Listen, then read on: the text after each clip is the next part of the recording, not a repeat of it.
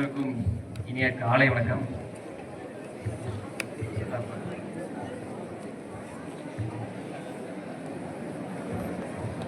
கிட்டத்தட்ட நம்ம ஸ்கூலில் பார்த்தோம்னா ஒரு லேக்ஸ் கணக்கில் ஸ்டூடெண்ட்ஸ் வந்து பாஸ் அவுட் ஆகி போயிருப்பாங்க. அத்தனை பேர் இருக்கும்போது என்ன இந்த ப்ரோக்ராம் கூப்பிட்டதுக்கு I'm really grateful. And I want to thank the management, correspondent sir, ma'am, AO sir, principal, vice principal, staff, and also all the students. I was in the school 2017 batch passed out. ஒரு 9 years ஆயிடுச்சு முடிச்சுட்டு போயிட்டு. ஆனால் இப்போ தான் முடிச்ச மாதிரி இருக்கு. அதுக்குள்ளே சீக்கிரம் இங்கே வந்துட்டேன். நானும் ஸ்கூல் படிக்கும்போது உங்களை மாதிரி தான் இதே ஸ்டேஜில் இதே மாதிரியே கீழே உட்காந்துருப்பேன். நல்லா வெயில் அடிக்கும். இன்னைக்கும் பார்த்து வெயில் இல்லை, நல்லா வெதர் ப்ளசண்ட்டாக இருக்குது. நல்லா வேர்த்து ஒழுகும்.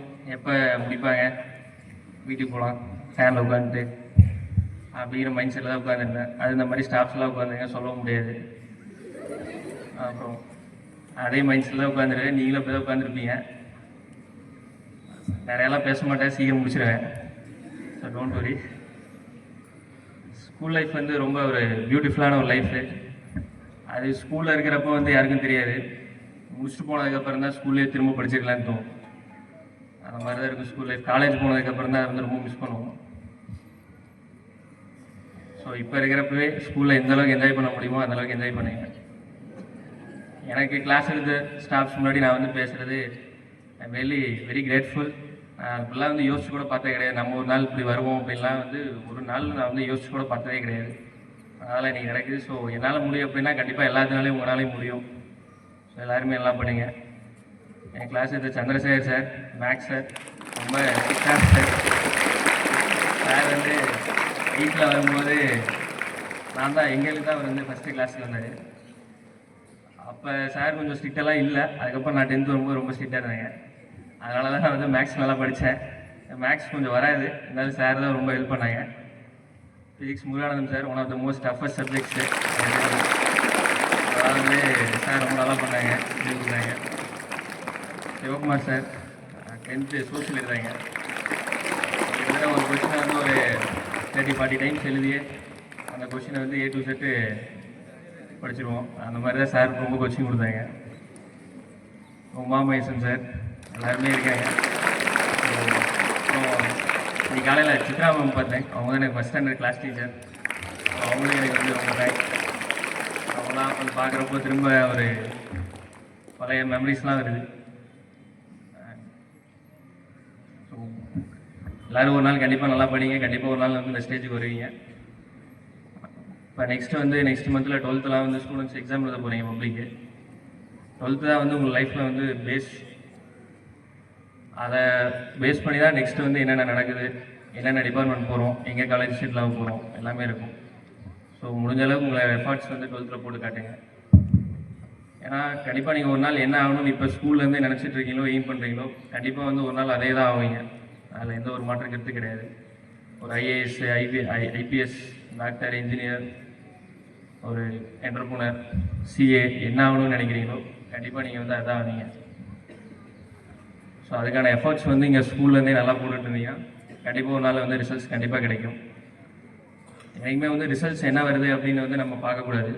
நம்மளுடைய ப்ராசஸ் வந்து கரெக்டாக இருந்துகிட்டே இருக்கும். தோனி சொல்கிற மாதிரி தான், keep the process, don't worry about results. கண்டிப்பாக வந்து ரிசல்ட்ஸ் கண்டிப்பாக கிடைக்கும். எஃபர்ட்ஸ் மட்டும் கன்சிஸ்டண்ட்டாக இருந்துகிட்டே இருந்துச்சுன்னா ரிசல்ட்ஸ் கண்டிப்பாக கிடைக்கும். ஏன்னா இப்போ வரக்கூடிய ஜென்ரேஷன்ஸ்லாம் ஹைலி டேலண்டட் ஒன். அதெல்லாம் வந்து இப்போ இருக்கிற ஜென்ரேஷனில் வந்து பாதி கூட இருந்திருக்க மாட்டேன். அவ்வளோ டேலண்டடாக இருக்காங்க. IQ எல்லாமே. நெக்ஸ்ட் ஜென்ரேஷன்லேயும் வந்து AI வந்து ரொம்ப ரூல் அவுட் பண்ண போகுது. ஆனால் கம்ப்ளீட்டாக AI வந்து பண்ண முடியாது. நம்ம கண்டிப்பாக வந்து தேவை. ஸோ நம்ம வந்து அந்தளவுக்கு எக்யூப்டாக இருக்கணும். நாலேஜாக வெளியே வரணும் எந்த ஒரு இன்ஸ்டியூஷன் போனாலுமே. ஸோ எந்த அளவுக்கு வந்து இங்கே எஃபர்ட் போட்டு பண்ணுறோமோ அந்தளவுக்கு தான் பின்னாடி ரிசல்ட்ஸ் கிடைக்கும். ஸோ இங்கேருந்தே வந்து எஃபர்ட்ஸ் போட ஆரம்பிங்க. சும்மா படிப்பு அப்படின்னே இருக்காதீங்க. எல்லாத்துலேயும் வந்து என்ஜாய் பண்ணிட்டு நல்ல ஆக்டிவிட்டீஸ், எக்ஸ்ட்ரா ஆக்டிவிட்டீஸ்லாம் நம்ம ஸ்கூல் நிறையாவே இருக்கும். ஸ்போர்ட்ஸில் ஆரம்பித்து அந்த பேண்ட் மியூசிக்லாம் எனக்கு சூப்பராக பண்ணாங்க. எனக்கு ஸ்கூல்லேருந்தே ஒரு ஆசை தான் பேண்ட் மியூசிக் ஜாயின் பண்ணிட்டு. எனக்கு ஏதோ ஒரு சான்ஸ் கிடைக்கல, நான் ஜாயின் பண்ணல. பட் இப்போ ஃபீல் பண்ணுறேன் இந்த மாதிரி பண்ணலையே அப்படின்ட்டு சூப்பராக பண்ணாங்க. அது நான் படிக்கிறப்ப ட்ரம்ஸ்லாம் 3 செட்டு தான் இருக்கும். இப்போ கிட்டத்தட்ட 10க்கு மேலே இருக்குது. சூப்பராக இருக்குது பார்த்தாவே, ஒரு கலர்ஃபுல்லாக. அப்புறம் அந்த எக்ஸ்ட்ரா ஆக்டிவிட்டிஸ் பாட்டும் அப்படி தான் சூப்பராக பண்ணாங்க. ஸ்கவுட் என்சிசியெல்லாம் புதுசாக ஸ்டார்ட் பண்ணியிருக்கதான் சொன்னாங்க. ஸோ ஸ்கூலில் காலேஜ் லைஃப்லேயும் அப்படி தான் என்சிசியெல்லாம் இருக்கும். போனீங்கன்னா எல்லா சான்சஸுமே யூஸ் பண்ணுங்கள், எதுவுமே மிஸ் பண்ண வேண்டாம். அப்புறம் குவிஸ் காம்படிஷன்லாம் சூப்பராக பண்ணுவாங்க. ஈஸ்வரம் குவிஸ் எல்லாம் குவிஸ் காம்படிஷன் சூப்பராக பண்ணுவாங்க. ஒரு பாசிட்டிவ் வைப்பாக இருக்கும். எங்கள் கிளாஸில் வந்து குவிஸுனாவே வந்து அவ்வளோ இன்ட்ரெஸ்டடாக இருக்கும். அது போய் நம்ம பார்ட்டிசிபேட் பண்ணுறோமோ ஸ்டேஜில் உட்காரோமோ இல்லையோ, அதை பார்க்குறக்கே வந்து ரொம்ப இன்ட்ரெஸ்டடாக இருக்கும். நான் அந்தளவுக்கு ஒரு வைப்பாக கொண்டு போவாங்க. சூப்பராக இருக்கும். அதெல்லாம் நினச்சாலே இப்போ மறுபடியும் மெமரிஸ்லாம் இருக்குது. சார்லஸ் டார்வின் வந்து ஒரு லைன் இருக்கு அவருக்கு, சர்வைவல் ஆஃப் த ஃபிட்டஸ்ட் அப்படின்ட்டு. இந்த அளவுக்கு வந்து நம்மளை எக்யூப் பண்ணி நாலேஜபிளாக வச்சுருக்கோமோ அவங்க தான் வந்து நெக்ஸ்ட்டு சர்வை பண்ண முடியும் இந்த இதில். ஸோ அதுக்கு தகுந்த மாதிரி நம்ம வந்து இப்போ இருந்தே பிளான் போட்டு ஒரு கன்சிஸ்டண்ட்டாக பண்ணுங்கள். டைம் மேனேஜ்மெண்ட் ரொம்ப முக்கியம். இன்னைக்கு படிக்கலாம் நாளைக்கு படிக்கலாம்னு வச்சுருப்போம், கடைசியில் பார்த்தா எக்ஸாம் வந்துடும், படிக்க முடியாது. கடைசி நேரத்தில் உட்காந்துட்டு ஹெட்டிங்ஸ் மட்டும் பார்த்துட்டு போவோம்.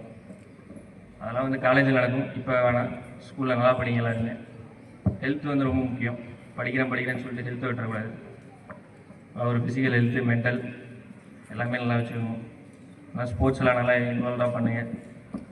ஒரு ஜோனல் லெவல், ஸ்டேட் லெவல் இந்த மாதிரி எல்லா இதுலேயும் பார்ட்டிசிபேட் பண்ணுங்க.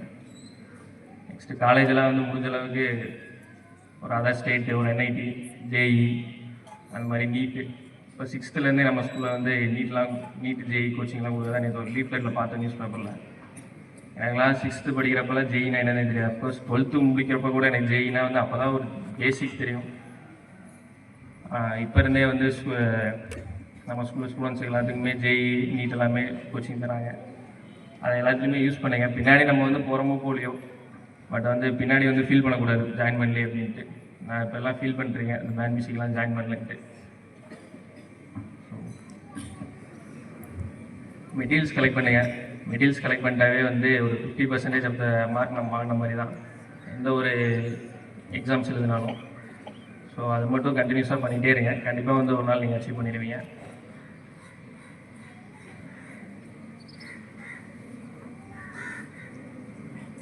அதுக்கப்புறம் என்ன சொல்ல, எதுவும் பெருசாக எனக்கு வந்து பேச தெரியாது. இவ்வளோ பேசுகிறதே நல்லா பெரிய விஷயம். நான் அந்தளவுக்கு நான் பேச மாட்டேன். ஸோ அதனால்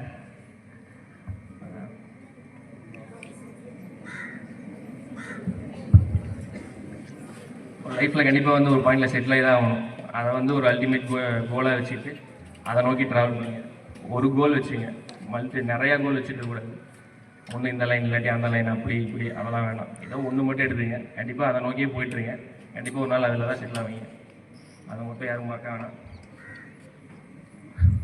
ஸோ எனக்கு இந்த ஸ்டேஜில் வந்து இவ்வளோ தூரம் பேசுகிறதுக்கு சான்ஸ் கொடுத்த எல்லாத்துக்குமே ரொம்ப thanks. I am really grateful. இந்த மொமெண்ட்டை வந்து நான் என் வாழ்க்கையிலேயே மறக்க முடியாது. எவ்வளோ தூரம் வந்து நான் இப்படிலாம் வந்து கனவுல கூட நினச்சி பார்த்தேன். I is really great and I am grateful to all. So எனக்கு கிளாஸ் எடுத்த டீச்சர்ஸ் எல்லாருமே வந்து ரொம்ப தேங்க்ஸ். ரொம்ப நல்லா எனக்கு வந்து சப்போர்ட் பண்ணி எல்லாமே பண்ணி கொடுத்தாங்க. எது கேட்டாலும் ஏவோஸ் எல்லாம் பண்ணி தருவாங்க. ஒரு செப்பரேட்டாக ஒரு கிளாஸோ, நான் படிக்கும்போதெல்லாம் செப்பரேட்டாக ஒரு கிளாஸ் கூட வந்து கடைசியில் வந்து ஒரு 3 months பப்ளிக் எக்ஸாம் முன்னாடி கூட கொண்டு வந்தாங்க. அதெல்லாம் புதுசாக கொண்டு வந்தாங்க. நாங்கள் என்ன கேட்டோமோ எல்லாமே பண்ணி கொடுத்தாங்க. நீங்களும் உங்களுக்கு என்ன வேணுங்கிறத கேட்டிங்கன்னா தான் கிடைக்கும். அது கேட்கல அப்படின்னா வந்து அவங்களுக்கும் எதுவும் சரி ஓகே அப்படின்ட்டு போயிடுவாங்க. உங்களுக்கு என்ன வேணுமோ அதை வந்து தைரியமாக போய் கேளுங்க, கண்டிப்பாக பண்ணி கொடுப்பாங்க. ஒரு கோச்சிங்காக இருக்கட்டும், ஒரு லைப்ரரி யூஸ் பண்ணுறதா இருக்கட்டும், எதுவாக இருந்தாலும் நீங்கள் வந்து தயக்கப்படாமல் எல்லாத்திட்டையும் கேளுங்க. டீச்சர்ஸ்ட்டு நிறையா டவுட் கேளுங்க. அவங்க படிச்சுட்டு வந்து கிளாஸ் எடுக்கிற மாதிரியே வந்து டவுட்ஸ் கேளுங்க. அப்போ தான் வந்து நம்ம நெக்ஸ்ட்டு காலேஜ் போகிறப்போ வந்து நம்ம கூட இருக்கவங்களாம் வந்து நம்மளோட பெரிய இதில் வந்து படிச்சுட்டு வந்திருப்பாங்க. ஸோ அவங்க கூட வந்து நம்ம காம்படிட்டிவாக இருக்கணும். அப்படி காம்படிட்டிவாக இல்லை அப்படின்னா நம்ம பின்னாடி ஃபீல் பண்ணிருப்போம், சார் ஸ்கூல்லேயே அதெல்லாம் வந்து யூஸ் பண்ணிக்கலாம், அப்படி இருக்கலாம் அப்படின்னு நம்ம யோசிச்சிருப்போம். அது பின்னாடி யோசிக்கிறத வந்து இப்போயே யோசிச்சு நல்லா பண்ணுங்கள். ஸோ எல்லாத்துக்கும் நன்றி. All the very best to all. Thank you so much. Thank you.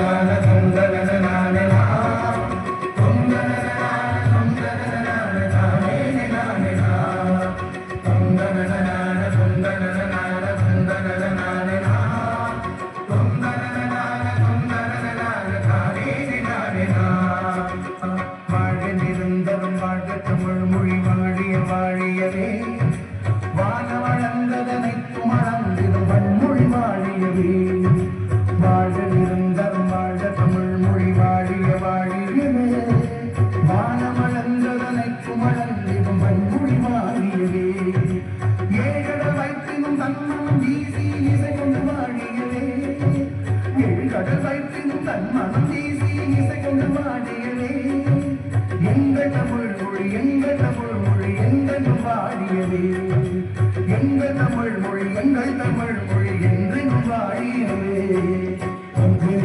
Tamil மொழி உங்க புலங்குத வையகமே தொல்லை நிலை தரும் தொல்லை அகன்று சுடர்ந்த தமிழ்நாடே சூழ்வெளி நீங்க தமிழ் மொழி உங்க புலங்குத வையகமே தொல்லை நிலை தரும் தொல்லை அகன்று சுடர்ந்த தமிழ்நாடே வாழ்க தமிழ் மொழி வாழ்க தமிழ் மொழி வாழ்க தமிழ் மொழி வாழ்க தமிழ் மொழி வாழ்க தமிழ் மொழி வாழ்க தமிழ் மொழியே வானமறிந்ததனைத்தும் அறிந்து வளர்மொழி வாழியவே வானமறிந்ததனைத்தும் அறிந்து வளர்மொழி வாழியவே தொங்கலனான தொங்கலனான தொங்கலனான தொங்கலனான தொங்கலனான தானே தானே தொங்கலனான தொங்கலனான தொங்கலனான தொங்கலனான தொங்கலனான தானே தானே